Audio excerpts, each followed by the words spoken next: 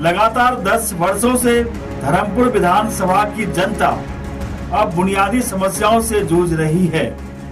अब सवाल उठ रहा है कि क्या भाजपा विधायक जन सरोकार के मुद्दों से दूर हो चुके हैं?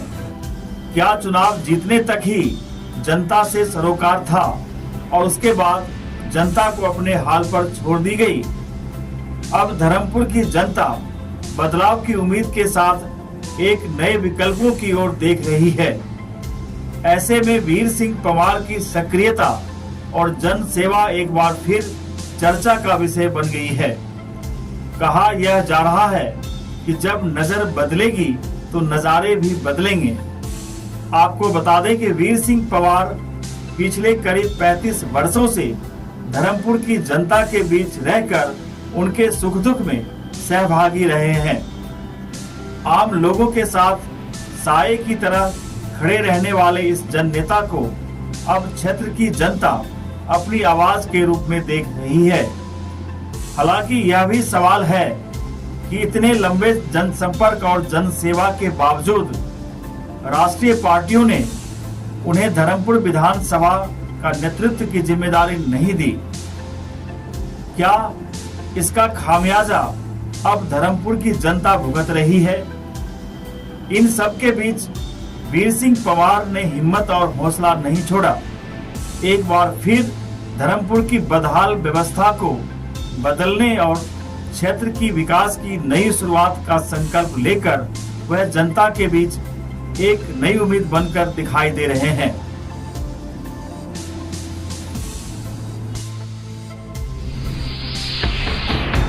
जिस तरीके से चुनावी सरगर्मी शुरू हो गई है, अब समय कम रह गया है, 6 महीने से कम का समय बताया जा रहा है, उसको तैयारी को लेकर किस तरीके से?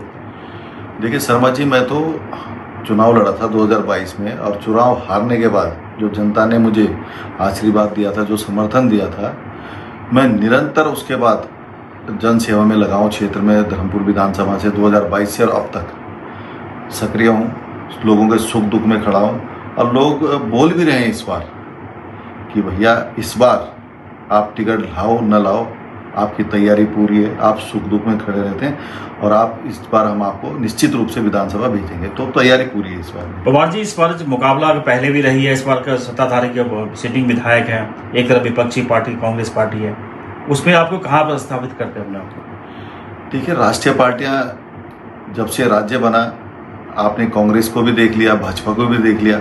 यहाँ 3 बार जो कांग्रेस के जनप्रतिनिधि रहे हैं, मंत्री भी रहे हैं, और 2 बार भाजपा के जो विधायक हैं वो रह चुके हैं। तो यहाँ पे धर्मपुर विधानसभा में मैं व्यक्तिगत विधानसभा, अपनी विधानसभा की बात करूँगा, तो यहाँ पर अभी भी नहीं, यहाँ पे जो मूलभूत सुविधाएं वो कार्य भी नहीं हो पाए हैं। जितने हमारी ये जनप्रतिनिधि हैं, चाहे कांग्रेस को भाजपा में, कोई यहाँ पे इन्होंने स्पेशल काम किया ही नहीं है। तो जनता इस बार परिवर्तन का मन बना चुकी है।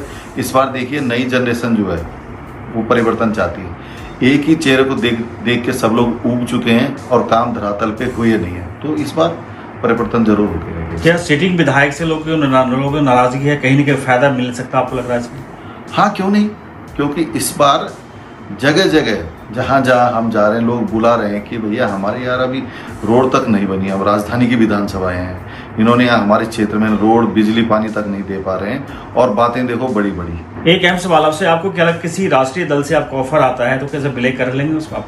हाँ, अगर देखिए, ये राजधानी है उत्तराखंड की देहरादून, जिस प्रकार मैंने 2022 में चुनाव लड़ा था, और अच्छे ढंग से देखिए, ये हमारे टीम वर्क है राजनीति।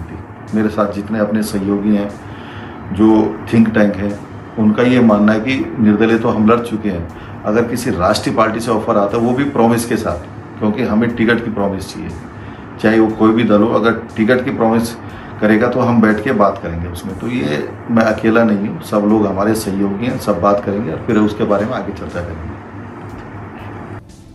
और हाँ, इस खबर पर आप क्या सोचते हैं हमें कमेंट करके जरूर बताएं। बाकी की खबर और अपडेट्स के लिए आप बने रहें श्रमिक मंत्र न्यूज के साथ।